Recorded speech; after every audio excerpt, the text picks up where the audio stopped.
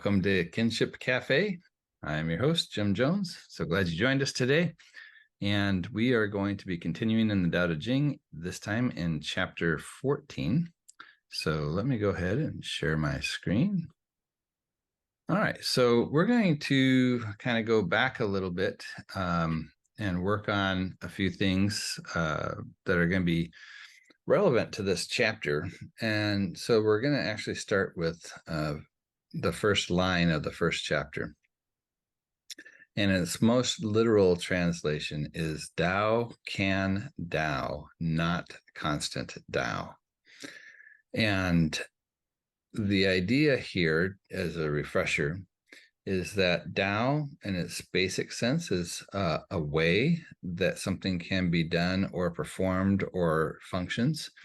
And what they're saying here is that if the Tao that you're talking about is a kind of Tao that can be Taoed, so like we could translate this, the Tao that can be followed is not the constant Tao.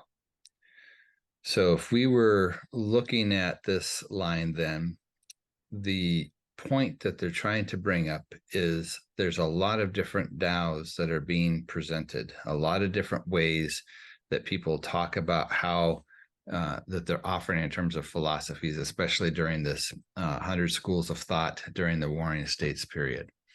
So the Taoists would argue that if you're talking about a kind of Tao that you can follow, that means that you also have the possibility of not following it. I can tell you the way to get to the store, but you don't have to follow those directions. So what they would say then is that if it's a Tao at that level, a type of Tao that can be followed, then we're not talking about the constant Tao. That the constant Tao would be something that is impossible not to follow. So again, we've talked about this as like the patterns, or we could even say like the way that things are at the level of, let's say, gravity, where it doesn't matter if we're aware of gravity, there's no possibility for us to not follow it. It's just something that happens and you don't have any choice in the matter. So what they're concerned about here, in addition to elevating it above the merely humanly constructed ways to try and understand the way of how the natural world functions, is that it's looking for this thing that they're referring to as constant. The word here is Chang, I believe that's how you pronounce it.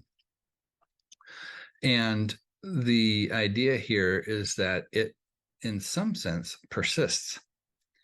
So we talk a lot about the idea that everything's in constant flow, everything's constantly changing. But what you'll notice that I'm saying is that everything is constantly changing. Excuse me, got a frog in my throat. So yes, change is ever present, but there's a consistency to the fact that there is change. And that consistency has to do with something that kind of persists across or around these cycles or these patterns. And that's the level that they're trying to get at with this idea of Tao, is this idea of constant. Various ways that this is translated, including something like permanent or eternal, or lots of different angles on that. But I think they tend to bring in different elements. As soon as you say something like eternal, then it starts to almost sound like you're talking about something religious. And if you're talking about permanent, that's not exactly right either. In fact, one of the things we can look at is the distinction between constant and permanent. So if we're going to say that something's permanent, we're saying that it's fixed, it's not going to change, which seems to go against everything that we're talking about. And the question is there any such thing as permanent? I think in order to use the term permanent, we have to think about it in terms of a set period of time. So if we talk about my permanent residence, yes, this is my permanent residence. However, that doesn't preclude the fact that I could move at some point in the future. If we talk about the house being on a permanent foundation, well, yes, but if we wait a couple hundred years, it's possible if it was unattended, it would be completely overrun and maybe collapse and kind of reclaimed by nature. So if we take it out even farther, right, even the sun's not permanent. Eventually it's going to supernova and our planet's going to be destroyed. So in what sense can we say that anything is permanent?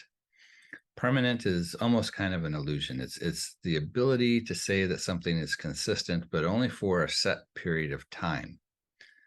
Now, in contrast, when we're talking about constant, we're talking about things that tend to kind of repeat on a consistent basis. And this is where we're getting back to this idea of patterns, or kind of how we're talking about Tao, in the sense that there are ways that things happen, or patterns that we can discern, that seem to be consistent. So gravity, we would say, is consistent, and it seems to be throughout, right? Everywhere we look in the natural universe, we see gravity at work, even though there's questions about, do we fully understand it all the way at this point? That being said, we can look at other things like the seasons. There's a cycle that happens, and it's a consistent cycle, that there's all sorts of patterns that we can see that are consistent, even though what's happening is an ongoing change, a consistent changing. So we have this idea that there's nothing that's permanent. There's only this idea of impermanence, but there's a pattern behind it that is actually more constant. So if we think back to what was being said here with Tao and this idea of constant, is it's trying to get at what is that, in a sense, unchanging pattern or way of things that affects how everything works. So one of the fundamental principles with Taoism is, how do we remove all of our social constructs and other filters that prevent us from seeing what is, and as opposed to what we want things to be or what we think things should be. We want to get at what actually is. And so here then, we're looking for that constant Tao, that pattern that exists ongoing, even though everything seems to be constantly changing. Which brings to the second point here. Our senses are only detecting all these changes.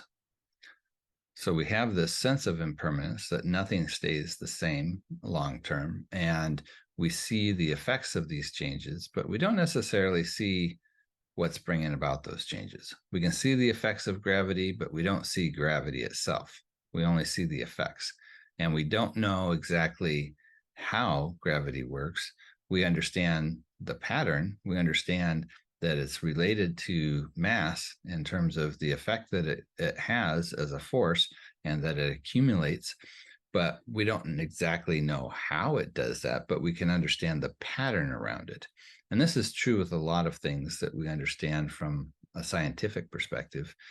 You know, one of the big steps forward in terms of quantum mechanics was moving from trying to understand how it works to what happens. And in particular, it started with the question about electrons and how they're related around a nucleus of an atom. There seemed to be only certain levels that they would exist in, and they could move from one level to the next, but they don't ever seem to be in between. Seems to just kind of go from one to the next kind of instantaneously, or what became known as a quantum leap for these electrons going from one orbital to another. And eventually, and I think it was Heisenberg was the one that said, instead of trying to figure out how it does this, let's just figure out what the pattern is, so that we know how to predict what's going to happen. And he was successful at doing so. And this was kind of the beginnings of how quantum mechanics really takes off in that regard. So there's a lot, even in our modern day experience, where we don't necessarily understand how, but we can see the pattern, and the pattern helps us to be able to predict. So we see the pattern in the sense of everything seems to be impermanent and constantly in flux and constantly changing. But that constant pattern then helps us to discern the thing that we can't see, the thing that we don't understand. And this is the third point here, is that the constant patterns help us to discern and this is going back into thinking in terms of the Taoist phrase here, help us to discern the absence. So there's this concept of wu, or absence, or no thingness, that they would argue isn't a nothing, it's a something, but it's experienced by us as an emptiness, or a no thingness, or something that doesn't appear to be there, but in fact it is something. And that something then is what the things actually come out of, or are made up of. So there's this movement from absence to presence, or without form to form, or no thingness to thingness. We could think about that in a number of different ways. That underlying structure makes up, in a sense, what we're talking about, oneness within a Taoist worldview, that everything is actually one thing. It's just different configurations or manifestations of that one thing that we then experience as presence, as with form. And that then would be what they refer to as the 10,000 things. So we want to really make sure we kind of understand, as we're going through this, maybe some parallels. So if we think from a current physics perspective, we could talk about how everything's made up of atoms, or ultimately particles, or maybe even beyond that, this idea of simply quantum fields. So we have a similar idea that everything is kind of one thing. It's just configured in different ways. And even within, especially the relational or loop quantum gravity perspective of quantum mechanics, there is no nothing as well, that space itself is even quantized. It's discrete. So very clear parallels. There is still this idea that everything's actually one thing, just in different configurations that we experience at different levels, where we can perceive some things and not other things. So that it seems like there's empty space between us, but in fact, we know it's full of all kinds of things, including the air that we breathe.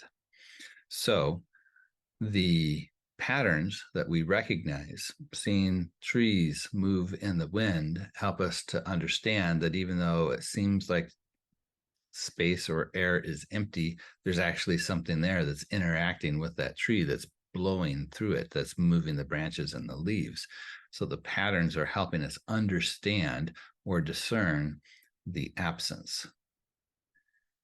Final thought on this then is that there is no view from outside. So we might try to have some kind of theoretical perspective where we have like this bird's eye view of reality, but that doesn't exist.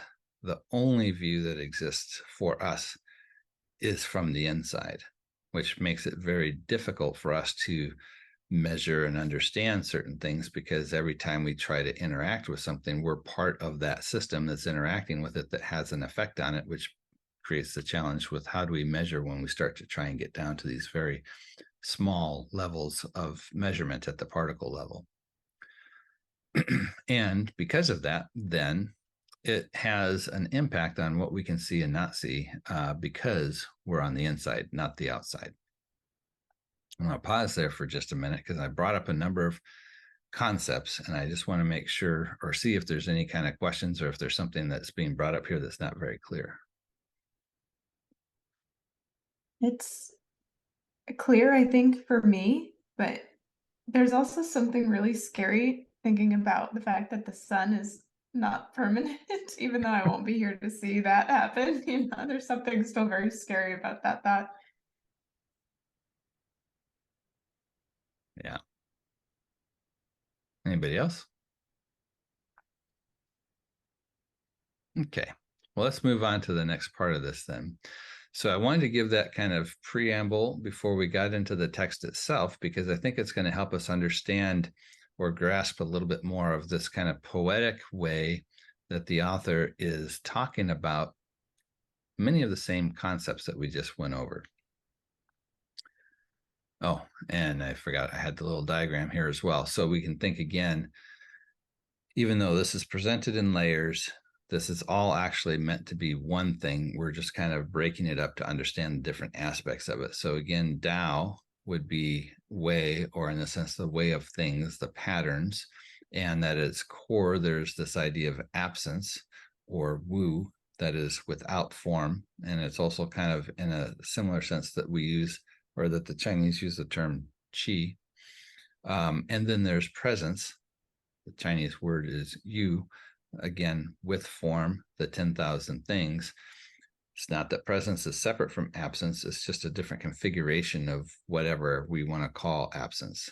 And then there's this movement back and forth from what we perceive as, the 10,000 things, things that have presence, things that have form, back to without form, back to the nothingness, to the absence, and then back and forth again.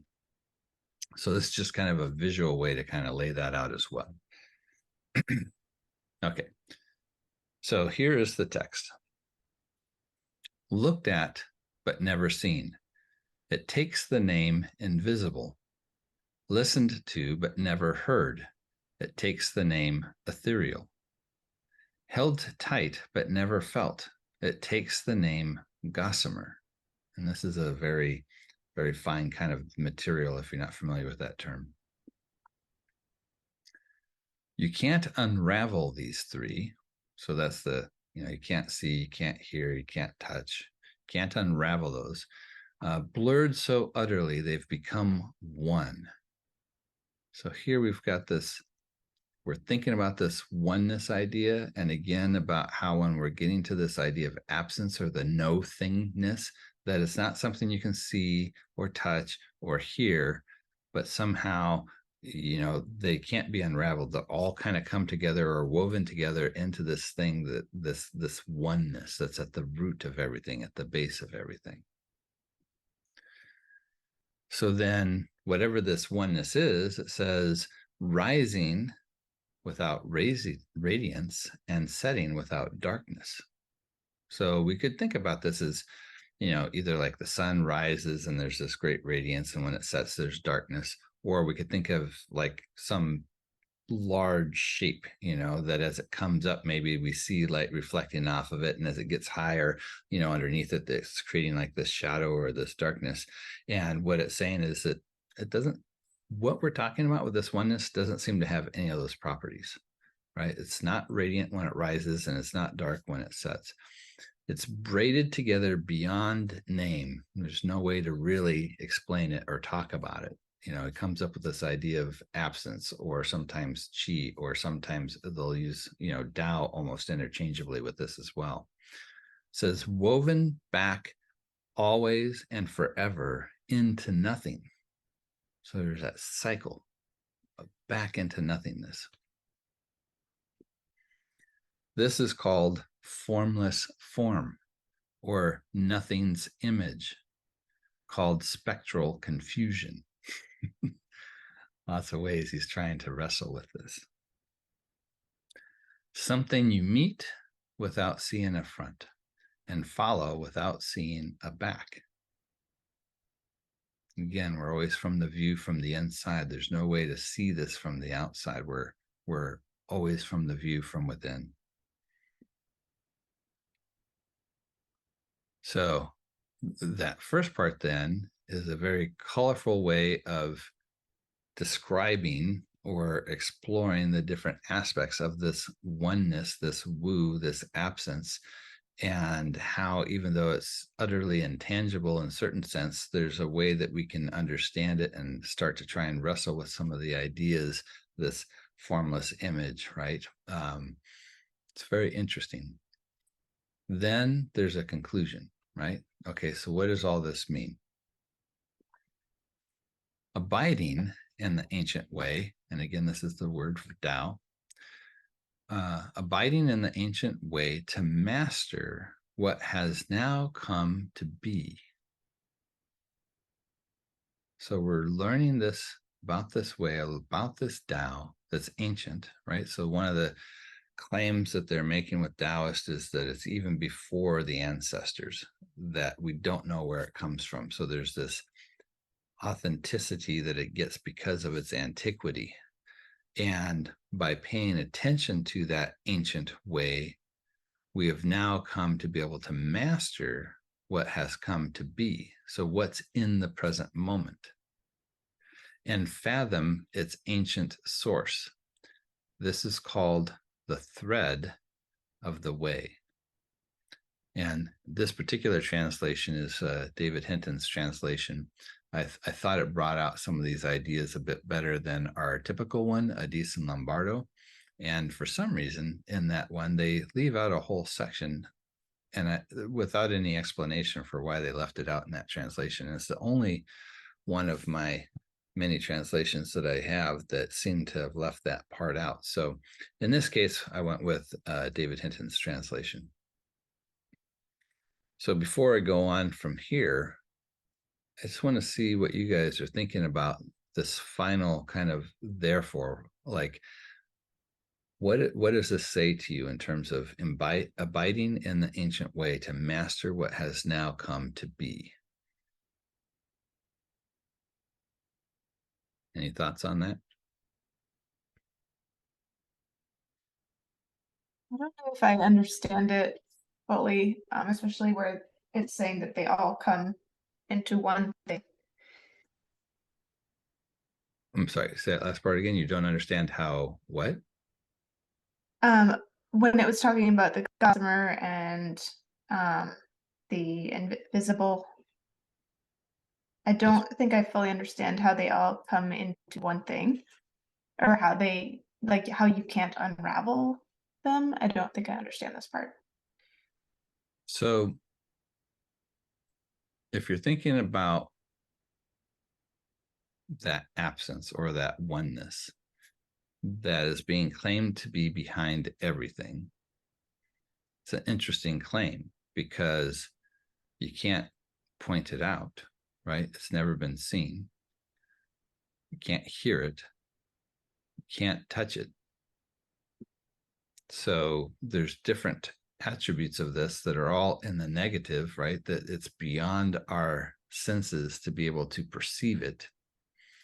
And it's in that way that it's saying that these things come together in describing or in a kind of a negative way, giving evidence to this idea that there's this oneness out there, this one thing.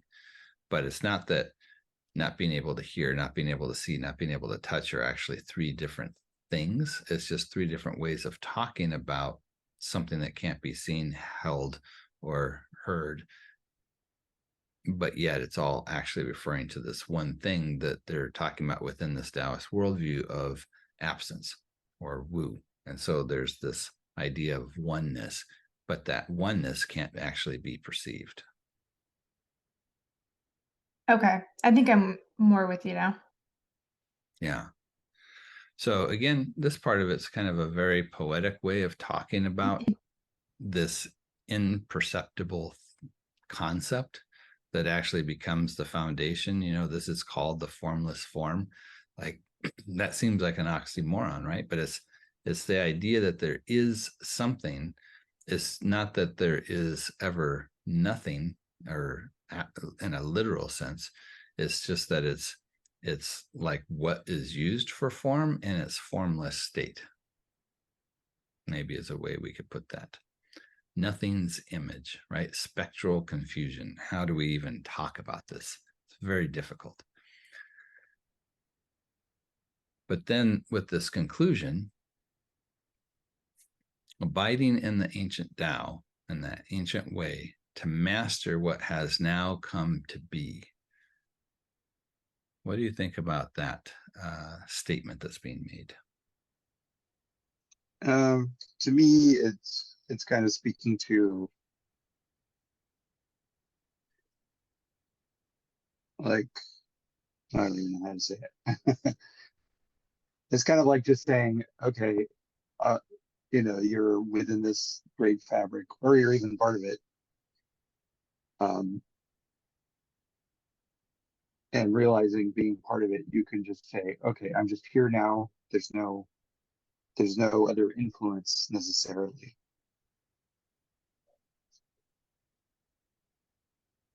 And I don't know how that leads to mastering the present necessarily, other than realization or awareness. Mm-hmm.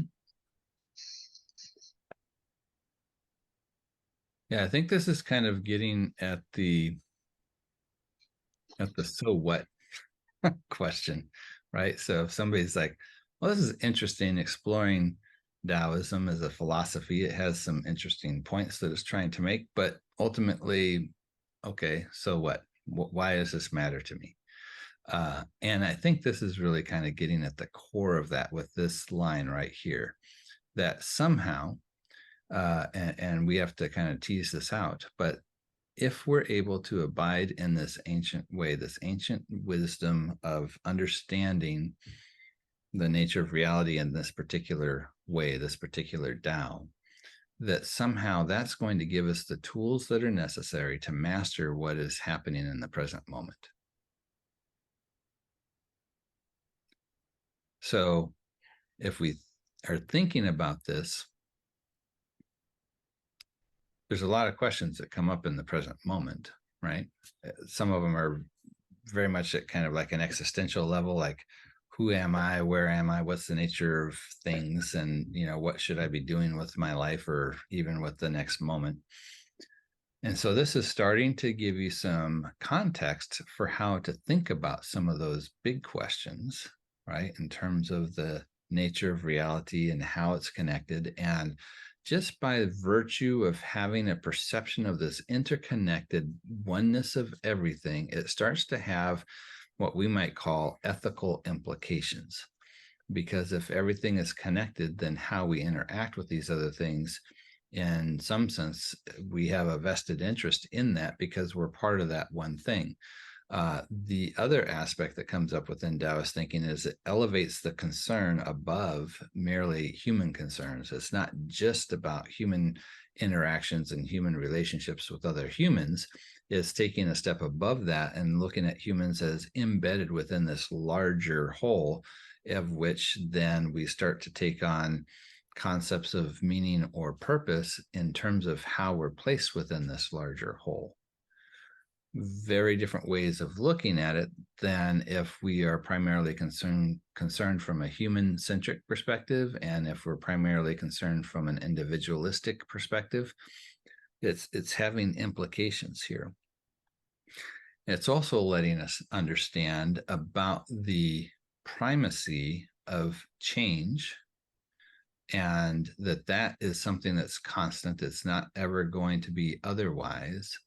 And so if we are trying to hold on to and strive for this idea of unchangeableness, something that doesn't change, that's going to be problematic. So there's a lot of different elements that are coming into play here that are starting to shape. Maybe it's in kind of subtle ways that we're not always aware of, but we're becoming more aware of the nature of my present experience and what this means, and how that now is going to shape what I do and how I perceive this present moment. A lot of our anxiety and stress come from not fully accepting what is. And so this is giving us tools for how to look at being more accepting of the current situation and things that we don't actually have any control over, which then reduces, for example, how we're going to experience this anxiety, or if we're going to have more of a sense of calm in terms of how we're engaging with the present moment. So there's lots of different ways we can start to see this, let's say, philosophy informing our view of reality that is now going to have very direct implications on how I'm experiencing the present moment and how I'm going to move forward from there. So we haven't designed this class, obviously, as a way to necessarily try to produce Taoists in terms of people who buy onto this. So I'll just kind of ask this from the perspective of people who are interested observers of Taoism and kind of looking at what they're having to say. What do you think about this? Are the types of things that we're learning with this and how it would get applied to the present moment things that you think are valuable, or do you think that this doesn't really add a lot to your current context? I mean, I think it's always good to be present. Otherwise, I think that's what it's pointing at here. And that, so what I'm seeing this from like the lens of like how Buddhism might interpret this, or how, Zen might interpret it, is that, or, what the outcomes of. So say some of the striving of Buddhism is to reach enlightenment. And part of enlightenment is being, considered being absolutely present. But in a way, you're trying to use reality and impatience and like all these things that make you feel like an individual amongst other individual things.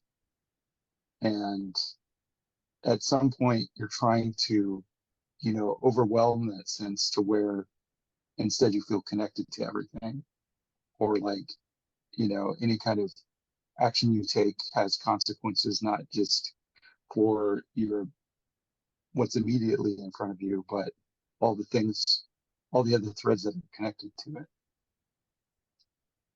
And that's when I see a passage like this, that's what it kind of keys into, is those ideas.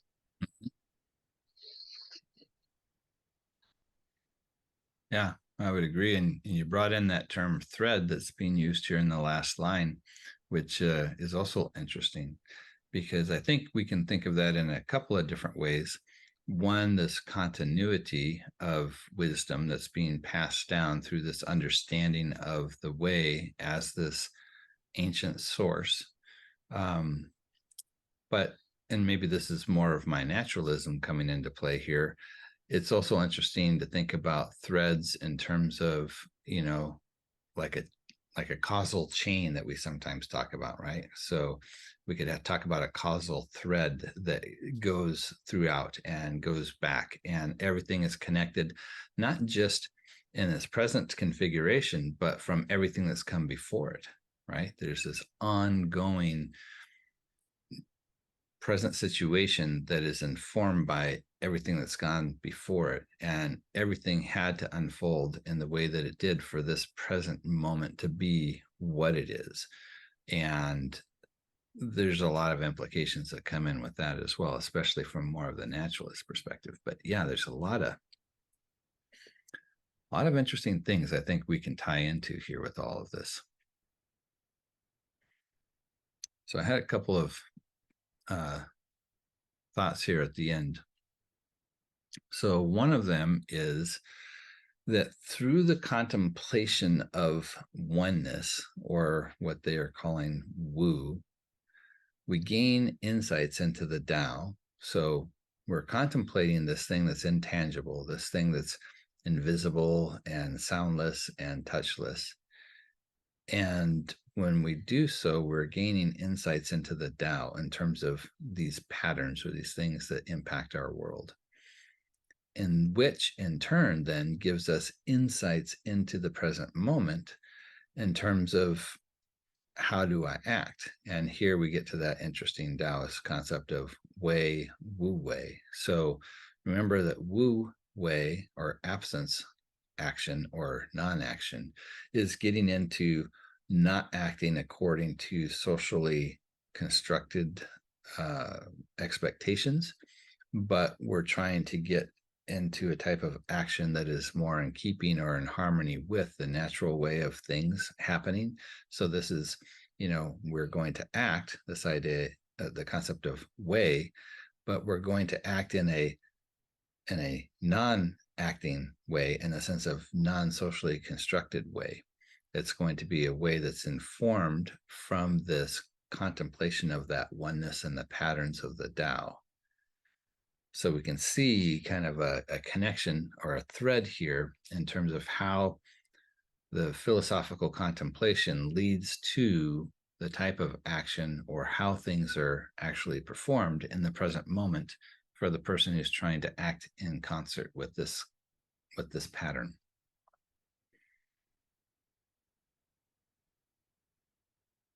And we see that here then. So abiding in that ancient way and this contemplation of that oneness, how we are then able to master, or how do we be, how do we act in the present moment? And we do this because we're recognizing and tying into this ongoing thread, this source of understanding that goes all the way back to whatever that beginning might be. And then the final part then, if we were going to think about the kind of wisdom that this is promoting, it's going to have a couple of key elements to it. Do not expect or strive for permanence. And this is a challenge for us because we all want kind of come with a built-in desire to have a firm foundation under our feet, something that we can trust, something that we can depend on, something that's not going to change. And when we don't have that, we can feel a little bit like we're in midair, not very sure of ourselves and questioning, how does any of this work? So the first part of this is not to strive for that, not to expect it, because that's kind of an illusion. There is nothing that's going to be permanent, nothing that's going to be always there, apart from the idea of that there's these patterns that result in constant change. So the second point would be to accept the constancy of change. And then the third one would be to recognize the patterns that govern reality. So when we understand those patterns, that helps us to understand how do we act then in harmony with that. Really, I think this is just kind of getting back to those core concepts that we've been seeing so far in the Daodejing. Well, we have a few moments left. Any parts you want me to go back to, or thoughts on this last part that we just explored? I'd have to say it's, in such a few words, it proposes something that is very difficult to do. I was just gonna say the same thing, like easier said than done. Yeah. Yeah, definitely not an easy process. But it is, if it's correct, and I think there's a lot of ways that we could look at evaluating that there really isn't anything that's permanent, that change is the only constant. And we can just look back at our own lives and our own experiences that we've had to see this played out, that, our biggest upsets and concerns are typically when things that we wanted to stay the same didn't. All right. So if we can start to understand that was never a possibility to begin with, then we're setting up, these false expectations of this is always going to be like this. And if we recognize from the start, it's not, and that's not necessarily a bad thing, because things evolve, right? They can become more of something, or they can become less of something. But sometimes when either of those happens, it might be something we perceive as a benefit or not. There's a lot of changes that at the time seem quite devastating that sometimes lead to, greater experience or greater something that we're looking for in our lives. I can think about, pre-COVID, I had a job that I was working at for 14 years, and it suddenly closed its doors. And that was quite a shock. It's like, oh, okay, so now what do I do, right? So then I went into, I've always had kind of an entrepreneurial spirit, so I started up my own business, and I was excited to get going with that. And then COVID hit, and I was like, oh, this is good. So then, going through that whole process of trying to figure out what to do, and it was quite the struggle. And then it was in the middle of that I actually came in contact with my current employer new rocket that turned out to be a really good thing, even better than what I had at my previous employment in terms of opportunity to explore and do the things that I really like to do. So, you know, if I would have stopped the story at when my old business closed its doors, that would seem to have been a really negative thing and not a good thing. And if I look at it from now, you know, it's like, oh, well, actually, that turned out to be a really positive thing, because look at where I am at this moment. And I have to keep those kinds of memories in mind. And I can go back through all kinds of experiences of loss and gain throughout my life and see how every time I thought it was like the best thing or the worst thing, it always changed. And sometimes it continued to evolve into something that I am more appreciative of. Sometimes, you know, there were things that didn't, but all of those things, it's very hard to know. Kind of like that other Taoist story we brought up about the farmer whose horse runs away, you know, and then comes back with the other horses. It's like it keeps flip-flopping in terms of, is this a good thing or is this a bad thing? And he keeps saying, you know, we'll see, because the story's not over. And until it's over, there's no way to really evaluate it. And the thing is, our story doesn't ever even end, even when we pass. It's like an ongoing experience of the whole of creation. So how do we put those kind of judgments on there? And it's kind of like this smaller view that we're taking, where we're trying to hold on to something that doesn't even really exist, that's creating so much of our struggle, so much of our anxiety, that if we start to understand this change is just literally part of what it means to be alive. Even if we think about our own bodies changing from the time we were little babies to who we are now and to who we're going to become, there's a tremendous amount of change happening there. And this is a good thing. It's a part of how that process happens.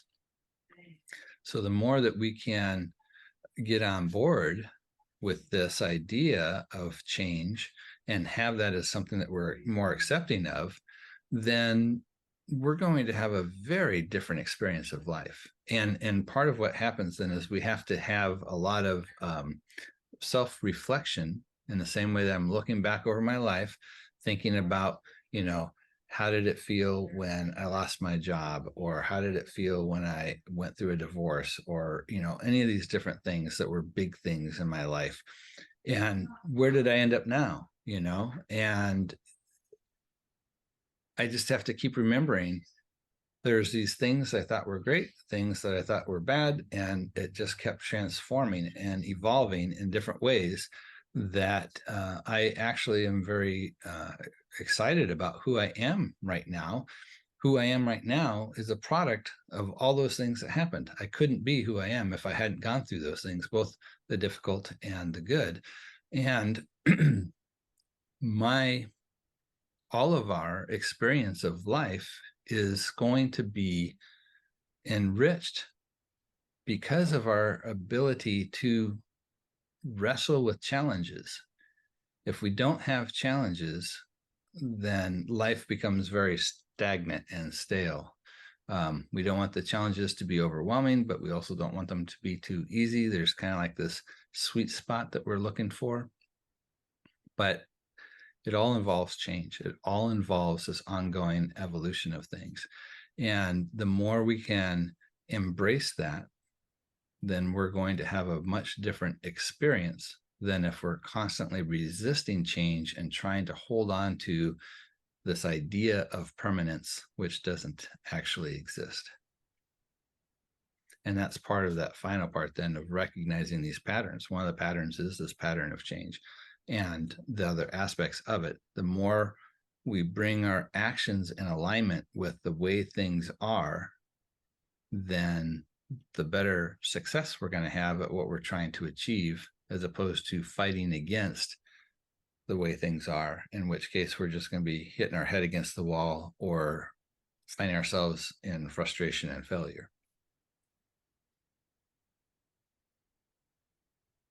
But it is a challenge in our current context for sure, because we we have this idea that we can control things. If we just follow these 3 simple steps, then we can make sure, we've got our finances all figured out. We can make sure we got our career figured out, our relationships figured out, everything.